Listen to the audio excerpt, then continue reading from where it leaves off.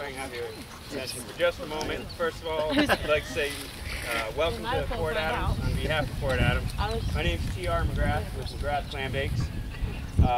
Lori the practice around. Oh, she just snuck out. But is Eric here? Nobody from Fort Adams? Rob's here. Rob's there. All right, Rob. Thank you. Rob, there we go. But so as everyone probably already knows, this is the 40th anniversary of McGrath Clambakes. The company was way back when my grandfather did clambakes sort of casually. My father turned it into a business in 1969, so 40 years ago. So this is one part in our 40th anniversary public clambake series. So thank you everybody for coming. Politician? What's that? When in relation to the politician? No, of course no. So if I start running on talking too much, then maybe that's we're just cousins. But certainly a perfect 10 night. So I'm happy everyone's out here. Certainly, we're real psyched that this worked out. We got a good crowd out here. So this is a traditional old-fashioned clambake. The method of a clambake, you can say, goes back to when the early colonists came over to the New England area, learned it from the Native American Indians. And the method that we use, you can say, dates back to those times, gets passed down to generation to generation. My grandfather learned it, passed it to my father, and my father to me. How we prepared it, we started about 3 hours ago.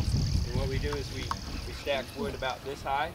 On top of that, we put rocks, mostly fieldstone, granite rocks that hold the heat best. A little more wood on top of that. Basically, we put a match to that. It burns really hot for the first 30 minutes or so, a nice big bonfire, and then it just starts to settle down to a nice bed of coals with the hot rocks. On top of that, we put seaweed. Let's see if I can scrounge some up here. The type of seaweed we use is rockweed. We sent the boys out today. They went around the Green Bridge right around the Ocean Drive here.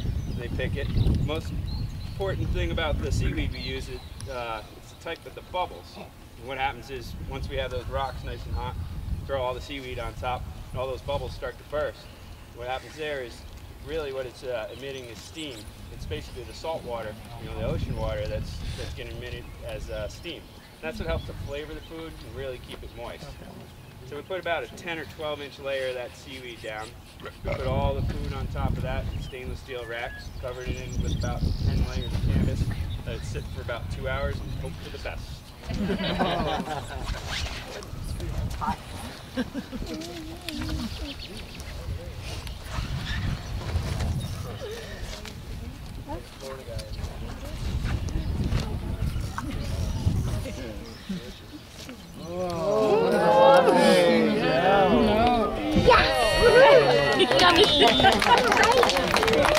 Oh no, you're gonna get it. You're gonna get something else. So as I mentioned, it is a 2-hour cooking process. If you've ever cooked a lobster at home, you can steam it on top of your stove in about 10 or 12 minutes. And you may be thinking, why did this guy just cook my lobster for 2 hours? But obviously, it's a whole different, unique type of cooking. I like to say it's more akin to braising or a smokehouse. Smokehouse, you put the pork shoulder or the pork butt in all day long. End of the day, the meat's nice and moist. It's just kind of falling away from the bone. You'll also find that with the lobster. The meat, like the tail meat in steamed lobster, a little bit almost springy to texture. What you find here is it'll be much softer, kind of falling apart, but because of the seaweed and all the steam, it'll be nice and moist and sweet tasting. Not so much of a smoky taste, but a sweet taste from the seaweed.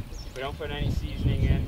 It's just all sort of the different flavors from all the different food in there mingling together. So, in the bake today, we have red bliss potato, corn on the cob, Prince Edward Island mussels, Spinney Creek, Maine steamers, chorizo, which if you don't know is a spicy Portuguese sausage, and of course the red guys are the lobsters. And that's it in the bake. So and just one more thing, I'd like to thank Mark Hellendrunk's here from Narragansett.